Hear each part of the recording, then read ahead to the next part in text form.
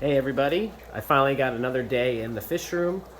These are my favorite videos to do. I enjoy just time in the fish room.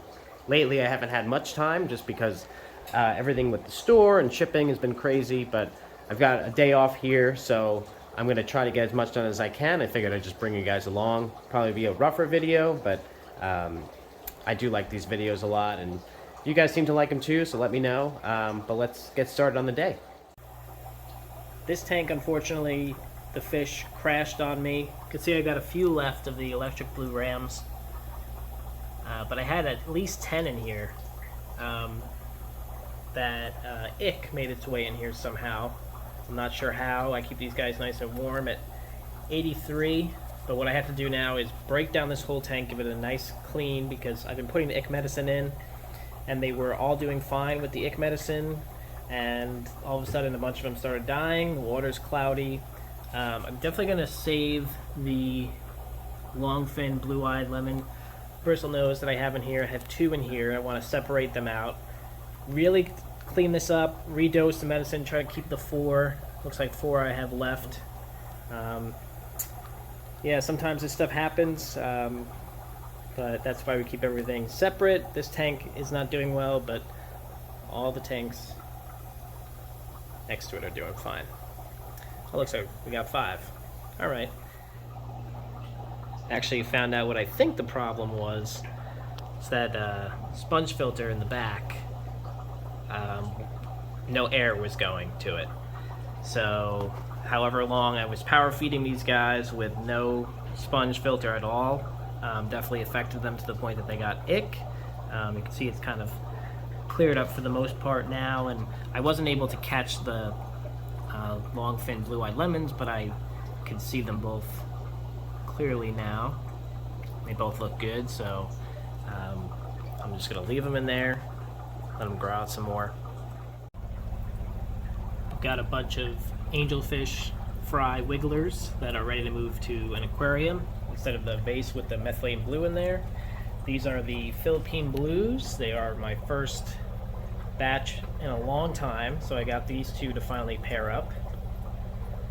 So these are the parents of those. I've got these guys over here getting ready to lay their first, I could tell the female's prepping that slate there. So finally got these cranking out. I'll be putting them right in this tank here. You can see I kind of have my row of angelfish. So we've got the platinum pearl scales in here. We've got the nickel size of the super reds. These are all sold already. Here's some I'm keeping for myself. We've got some more super reds growing up. By the time that this video comes out, they might be available on the website. We've got a batch there. I'll show you the other fry that we have. These ones are also super reds. That'll be a little bit older, a week or 2 older than the ones we just saw. And then if we move on down to this 5-gallon, if it'll focus. There we go.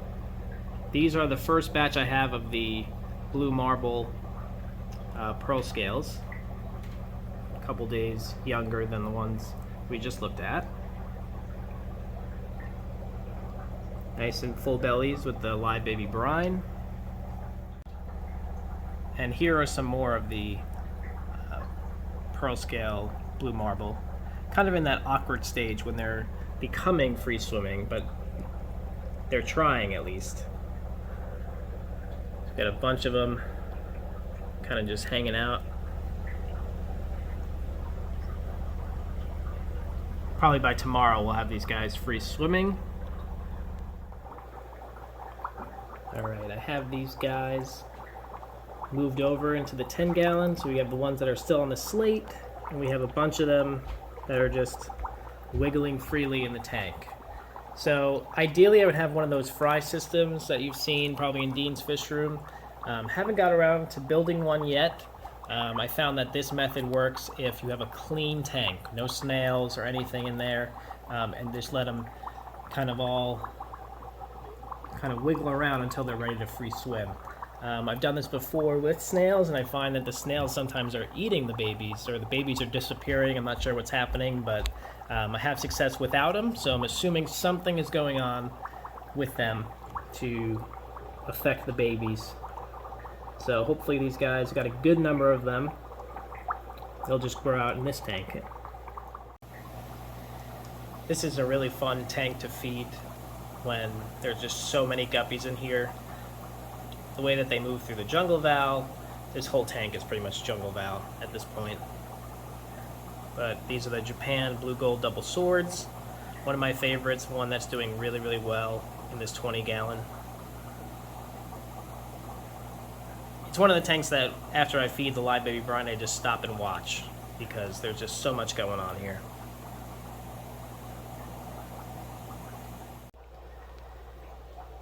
I wanted to try to catch the slow transition of this strain and show, see that female right in the middle here?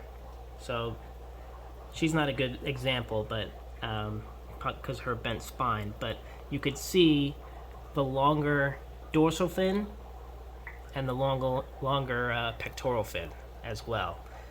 I'm not sure if it's affecting her, but we've got, you know, a bunch of them starting to show those traits in the females, and the males are starting to get it too. Some of them having nice Dumbo ears. But I'm mainly watching this tank. I'm looking for one fish I saw in here that it doesn't belong. It popped out. Oh, I actually see two of them right there in the middle of the screen. So there's a nice misfit right there. So I'm going to grab those two misfit males. These panda guppies are very true breeding. I very rarely have to take males out. There are some strains that I'm always taking males out that don't look right, but it's very important, especially if you're just colony breeding like this, that you're taking out those misfits. There's another one right there. Yeah, but these guys are very prolific, one of my favorites, and I can't wait to move to the warehouse, and then once I move in the warehouse, I'm going to select certain females to breed and certain males, and can hopefully pass on those traits of the long dorsal fin and pectoral fins. Alright, so that's another day in the fish room. Long overdue. It's really nice to be back and focus on the fish here. Thank you guys so much for coming along, and I'll see you in the next one.